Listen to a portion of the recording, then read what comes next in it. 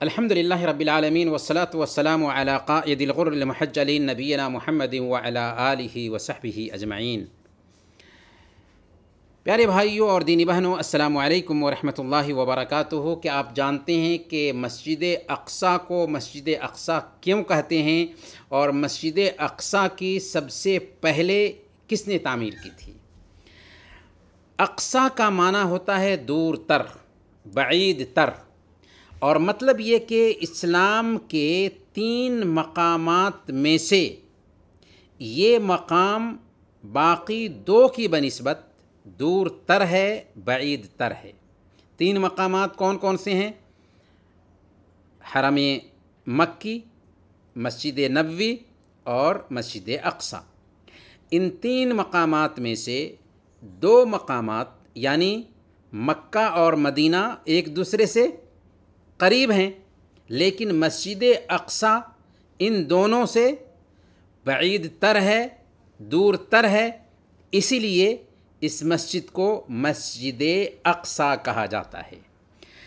مسجد اقصیٰ کی سب سے پہلے کس نے تعمیر کی؟ تو مسجد اقصیٰ کی سب سے پہلے بعض اقوال کے مطابق حضرت آدم علیہ السلام نے تعمیر کی تھی، جیسا کہ روایات میں آتا ہے کہ خانہ کعبہ کو بھی سب سے پہلے حضرت آدم علیہ السلام نے بنایا، تو مسجد اقصیٰ کی بھی تعمیر انہوں نے ہی کی۔ ایک روایت یہ ہے، لیکن راجح قول کے مطابق سب سے پہلے مسجد اقصیٰ کی تعمیر حضرت یعقوب بن اسحاق علیہ السلام نے کی تھی، جو حضرت یوسف علیہ السلام کے والد اور حضرت ابراہیم علیہ السلام کے پوتا ہوئے۔